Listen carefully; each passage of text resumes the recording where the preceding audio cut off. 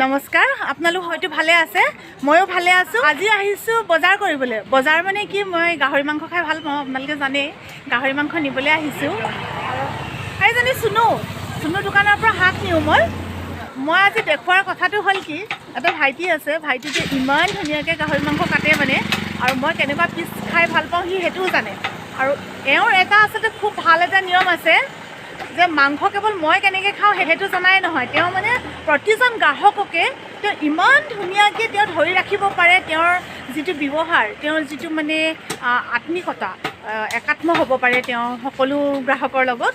মই দেখুৱাম আপোনালোকক, যে যেনেকৈ বিচাৰে তেওঁ মানে তেনেকৈ দিয়ে সন্তুষ্ট কৰিব পাৰে।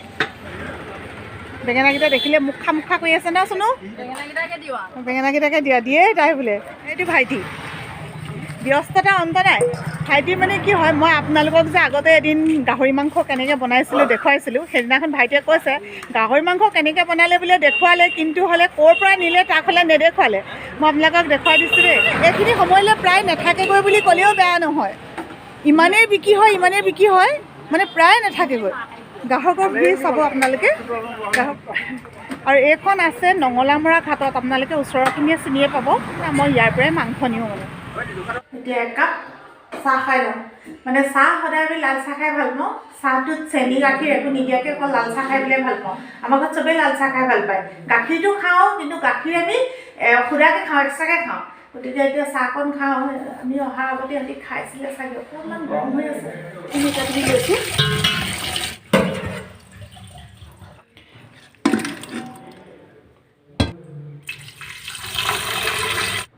মই মাংসখিনি আগে বইল কৰি ল'ম। একেবাৰে উজু প্ৰচেছত মই ৰান্ধিম, আপোনালোকে চাব।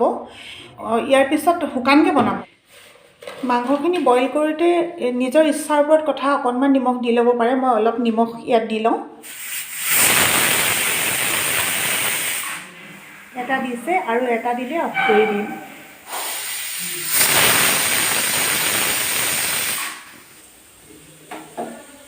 মাংসটো বইল কৰিছিলোঁ যে, বইল কৰাৰ পৰা এতিয়া খৰাহীত উলিয়াই দিলোঁ।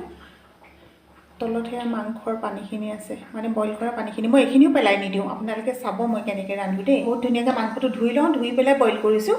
আৰু এইখিনি মই ব্যৱহাৰ কৰিম। ইয়াত আছে আলু, ধনিয়া, পিঁয়াজ, জলকীয়া, আদা, নহৰু। যে হাতেৰে নিমখ দিওঁ, আপোনালোকে এইটো নাভাবিব আকৌ দেই এইজনী বৰ লেতেৰি বুলি। চামুচতকৈ চাগে মোৰ চফাহে হৈ থাকে। দেখুৱাম, মই বাকীখিনি ইগন'ৰ কৰিব, গোটেই খেলি মেলি হৈ আছে বস্তু। এই ওচৰতে এইটো বেচিনটো আছে মানে, টেপ দি পেলাই দেখিছে নহয়। এইটোতে হাত মানে মই কিমানবাৰ ধুওঁ ইয়াৰ লেখ জোখ নাই, মানে ধুইয়ে থাকোঁ। পাকঘৰলৈ সোমোৱাৰ পিছত মানে মোৰ ধুইয়ে থকা হয়। বৰ বেছিকৈ নিদিওঁ মই তেলটো, কমকৈ দিম। আপোনালোকে দেখিছিলে মই মাংসখিনি বইল কৰি লৈছিলোঁ, কিন্তু ইয়াৰ লগত যে আলুটো দিম, আলুটোতো বইল কৰা নাই। এইকাৰণে ইয়াত আমি আলুটো আগেই দিম।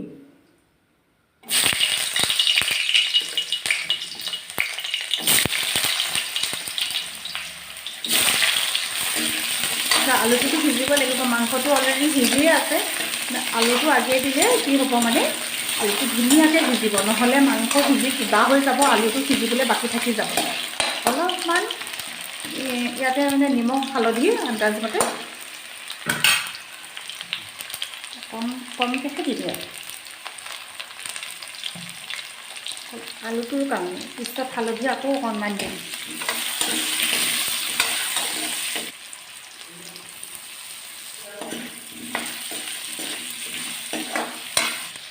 তেতিয়া ঢাকনটো অকণমান দিম, গেছটো অকণমান কমাই দিম।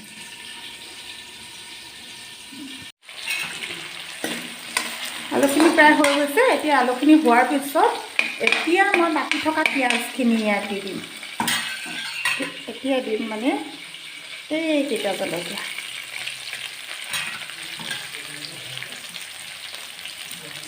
তাৰপিছত ইয়াত আকৌ পিঁয়াজ দি দিম।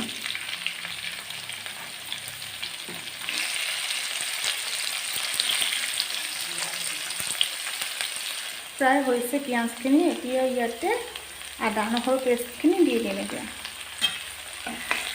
কিন্তু এইটো আদা নহৰুখিনি বহুত মানে সিজিবলৈ নিদিওঁ, সেইখিনি আধা সিজা কৰি থাকোঁতে ইয়াতে মাংসখিনি দি দিম। মাংসখিনি দি দিম মানে কি হ'ল, হালধিটো আপোনালোকে দেখিছিলে, হালধিটো মই খুব কম পৰিমাণত দিছিলোঁ। এতিয়া কিন্তু ইয়াত হালধি অলপমান প্ৰয়োজন হ'ব, কাৰণ মাংসখিনিতো এতিয়ালৈকে দিয়াই নাই, মাংসখিনিৰ কাৰণে লাগিব। নহ'লে কালাৰটো যদি ভাল নহয় তেতিয়াহ'লে মাংস যিমান টেষ্টি হ'লেও কিন্তু মানে খাই ভাল নলগা নিচিনাই লাগে। কালাৰটো আহিছে, এতিয়া কালাৰটো আহিছে ইয়াতে, এতিয়া মাংসখিনি দি দিব লাগে।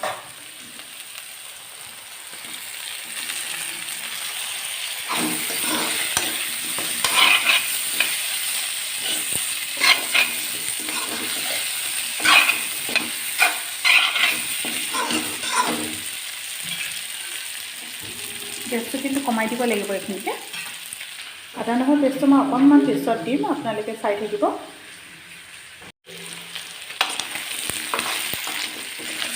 ফ্ৰাইটো হৈছে প্ৰায় ৰেড চিলি, অকণমান কম পৰিমাণত। এইটো আচলতে আপোনালোকে ৰেড চিলিটো যিমানকণ খাই ভাল পায় সিমানকণকৈ দিব।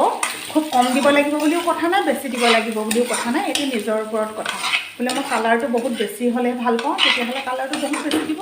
যদি বোলে নহয় মই কমকৈ দিবলৈ ভাল পাওঁ, তেতিয়াহ'লে কমকৈ দিব। আৰু জ্বলাটোও কথা আছে, জ্বলাও হয় ইয়াত যথেষ্টখিনি। আপোনালোকে মন কৰিছিলে মই যে মাংসৰ বইলৰ পানীখিনি থৈ দিছিলোঁ, সেই পানীখিনি কিন্তু মই এতিয়া ইয়াত দি দিম।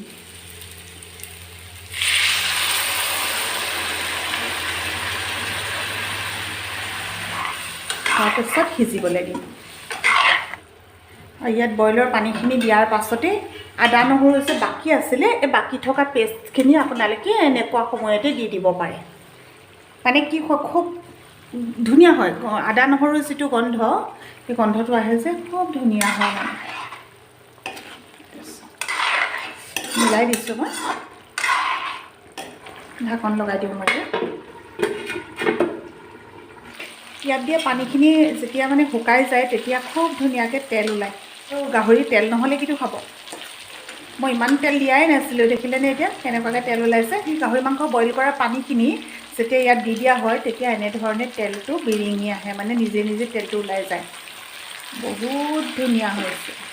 জোৰকৈ এইটো কাৰণে লৰোৱা নাই, আলুখিনি মানে ভাগি যাব। আলুখিনি ইতিমধ্যে সিজিলে, মাংসটোতো বহুত ধুনীয়া সিজিছে, কাৰণ আগেয়ে মই বইল কৰি লৈছোঁ, আকৌ ইমান সময় ৰান্ধিছোঁ। নিজে মানে মোবাইলটো ধৰি ল'লে মানে কি হয়, লৰাবলৈ অসুবিধা হয়, তথাপিতো উপায় নাই। আজি আমাৰ ঘৰৰ মানুহবিলাকে অন্য কামত ব্যস্ত আছে। আমাৰ মানে কি হয়, ঘৰৰ চিলিং লগাই আছে এইকেইদিন। চিলিং লগাই থৈ যোৱাৰ পাছৰ মানে পৰিৱেশ পৰিস্থিতিটো আপোনালোকে গম পাইছে, গোটেই ধূলিময়। সেই ধূলিময়খিনি তেওঁলোকে ঠিক কৰি আছে, মানে মই অকলেই ৰান্ধিব লগা হৈছে। মানে সেইকাৰণে দেখুৱাবলৈ বহুতেই কষ্ট হৈছে, তথাপিতো মই চেষ্টা কৰিছোঁ দেখুৱাবলৈ। প্ৰায় হৈ গ'ল। গাহৰি মাংস ৰন্ধা কমপ্লিট। এতিয়া মানে অফ কৰি দিম। অফ কৰি দিয়াৰ পাছত এইকণ ধনিয়া দি দিম। টেষ্টি টেষ্টি হৈ গ'ল। এতিয়া গাহৰি মাংস ৰন্ধা। মই এতিয়া গেছটো অফ কৰি দিছোঁ। গেছটো অফ কৰি ইয়াত মই ধনিয়া ছটিয়াই দিম।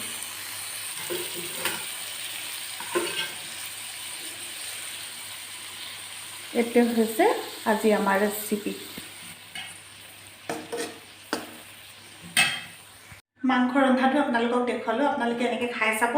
আগত হাঁহৰ এটা ৰেচিপি দিছিলোঁ, সেইটোও চাগে বহুতে ভাল পাইছে, মোক কমেণ্ট কৰিছে বহুতে, বা এনেকৈ বনাই খাইছোঁ, এনেকৈ ৰান্ধি খাইছোঁ, বহুত ভাল লাগিলে। এইটো এনেকৈ ৰান্ধি খাই চাব, বহুতেই ভাল লাগিব।